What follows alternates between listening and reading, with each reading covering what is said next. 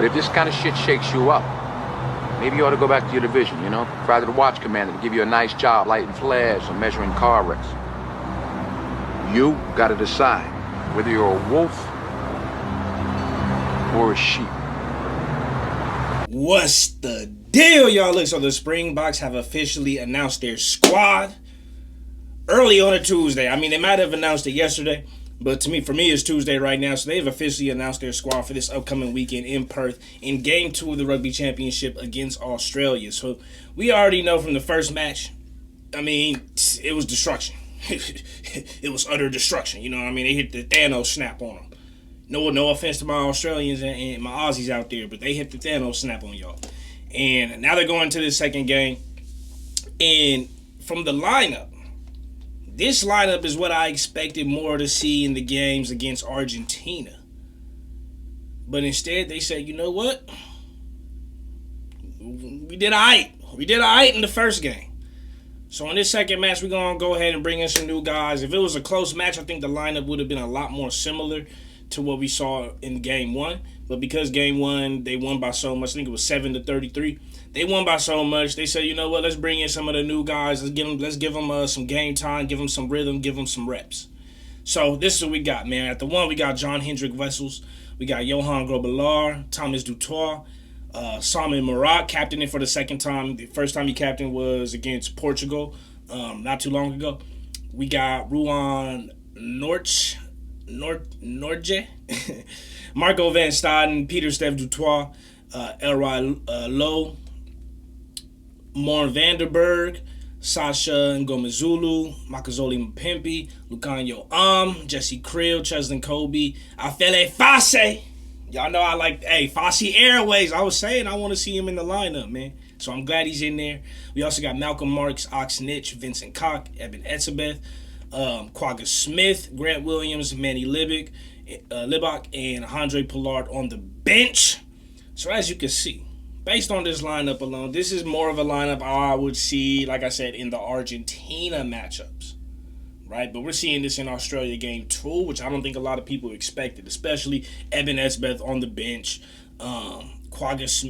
Malcolm Marks, Ox on the bench, Manny Libach. I'm actually happy he's in this game. I did mention I wanted to see him in the game, and Afele Fase as well. I'm super happy to see him in there. We got Lucanio back in the lineup as well. Some retainers like Ngomezulu, Peter Steph Dutoit, Cheslin Kobe, Jesse Creel, still in the lineup. John Hendricks Vessels. But let's get into it. Oh, like you cutting into my sleeping time. Okay, kiss my ass and good night. Go to sleep, nigga. Yeah. I hope it's the long one. Yeah. Why you so concerned me go to sleep? Good night. I'm gonna go to sleep. Good night, Ray. Why don't you go to sleep? Why I can't just sit here and look at your ass and wonder what you got up your sleeve? Yeah, I got something brewing. I got an ass whooping brewing for you, Ray, if you don't stop fucking with me. Oh, is that right? So a lot of the when I first opened up the lineup, a lot of the thoughts that were in my head, Rassia Rossman stated when he actually put this lineup out. So, a couple of notes to make. All right, 10 changes. We got 10 changes to the starting lineup. That's big. That's big. And the idea, even just looking at the lineup, which I always kept reiterating, was the fact that South Africa doesn't go out to go say, let's win the Rugby Championship. Let's go win all the Summer Nation Series or July Internationals. Let's win autumn when the Autumn International start. Let's go win that. Autumn Nations. Let's go win that. They don't worry about that. Their whole goal is next 4 years, World Cup. Everything we're doing right now is for the World Cup. We don't care about the Rugby Championship. We don't care about this. We don't care about Summer Internationals, Autumn Nations. We don't care. We trying to win the World Cup in the next 4 years. He's always playing chess. He's never playing checkers. Every move is made for 30 moves ahead. It's not made for 5 moves ahead. It's made for 30 moves ahead. That's how he runs his lineups. So, like I said, we got Simon Marat. He will captain the team.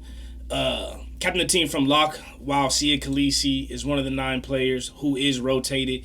Obviously, a lot of these players are being rotated because after Australia, guess who they got? New Zealand. So they trying to, make some players, give some players some time to relax, have fresh legs. Come New Zealand time, they know that's going to be a war. It's going to be a 2-game war, and they ready for the battles. They ready for the battles, bro. So we got Marco van Staden promoted from the bench. takes the number 6. Cheston Kobe, Jesse Krill, Ngoma Zulu, Lowe, and Peter Steph Dutois are retained. As Rossi Erasmus said, it's the desire to continue finding the balance between building momentum and expanding squad depth. You got to give the new players reps. Like I've said with Wells, they don't give the new players reps. Guess what happens when they're gone? Guess what happens when they get hurt? Now you got new guys on there it's the first time on the field. They don't know what they doing yet. So you're a killer? Sir, yes, sir! Let me see your war face. Sir! You got a war face? Ah! That's a war face. Now let me see your war face. Ah! Bullshit. You didn't convince me. Let me see your real war face. Ah! You don't scare me. Work on it. Sir, yes, sir! They still trying to find their rhythm, find their place, and build their momentum so they know how to play the game that they want to play. You don't give them those reps, they're not going to understand how to do that when the time comes. And like I said, we made it clear from the outset of this season that one of our main goals is to build squad depth with an eye on the next Rugby World Cup here in Australia. We feel there's no better way to test some of the younger players and assess where we are as a group against a top tier nation, especially away from home. All right.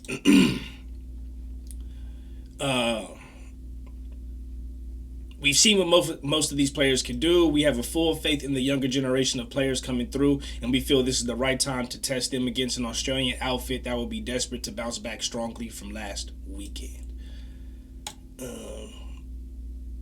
We got 3 players that are back in the starting team front row after lining up against Portugal, and I think we got some other players. So we got also another 5 other players: Vanderberg, Fossey, Lucanio Mapimpi, and Manny Libak, who also played in that Portugal match. So they're essentially running damn near the same lineup that they ran against Portugal. They're like, okay, with a few more veterans in the mix, but they're basically running the same lineup. Like, look, in a way, that's kind of, if you're Australia, you might look at that as disrespectful, right? Like, put some respect on my name, right? If you Australia, you're looking at this like, put some respect on my name. But at the end of the day, you got to show you can beat them, and you didn't give them enough of a challenge. If they're supposed to be winning 84% of games at that location from the game 1, and they win like that, you got to understand and respect that. They're going to come out game 2 and like, we got New Zealand after this. We chilling.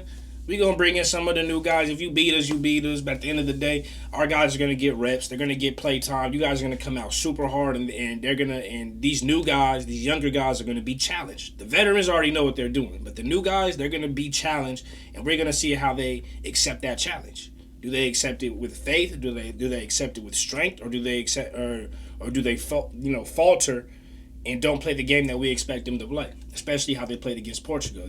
They want to see consistency.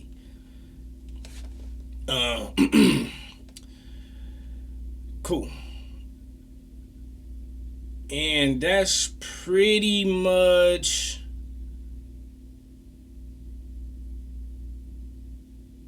okay. This also means that every player in the traveling squad will have an opportunity to play. That's a big key. All of the players who have been excluded from the squad have been regulars this season, and we feel will benefit in different ways by resting them this week. So obviously we got Khaleesi, Franz, Steenkamp, Bongi, Corbis Reinach, Kurt Lee, Damien Allende, Willie LaRue, all resting because they're getting prepared for New Zealand. That's about it. Morat's second captain, like I said. And cool.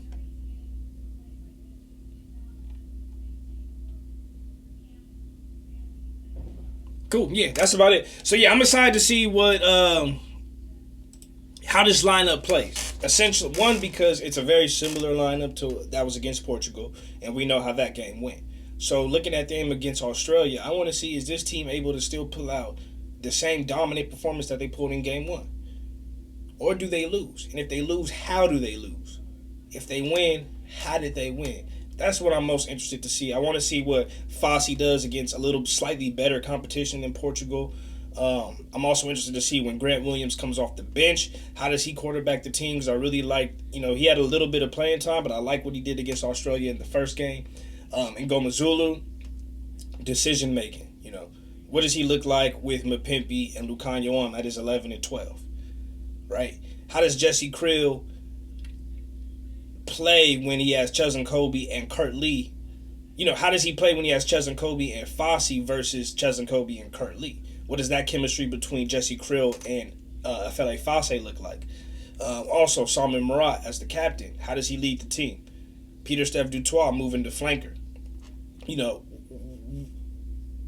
What's this team going to look like from the starting position? How are they going to? How dominant are their scrums going to be? Their mauls are going to be in comparison to Australia, who I think is going to be coming with an A1 team because they lost the first game, so they're coming out there ready to go. The Springboks are coming out there. Let's test the waters and see what this team looks like together. So I'm really hoping for a big game for Afele Fossey. I really want to see Grant Williams get a little bit more playing time. Manny Libok, I'd rather see him than Andre Pollard. We know what Andre Pollard is going to do. I want to see what happens when Manny Libok comes on. And how does he control the game, especially with his in-game kicking ability. Setting up plays like the purple play, etc., etc. For outside of that, we know what most of the guys can do. So let's just see how this game transpires. I believe the Bucks will win this second matchup, but it's going to be a lot closer. So I expect them to win by about 10 points. That's my prediction.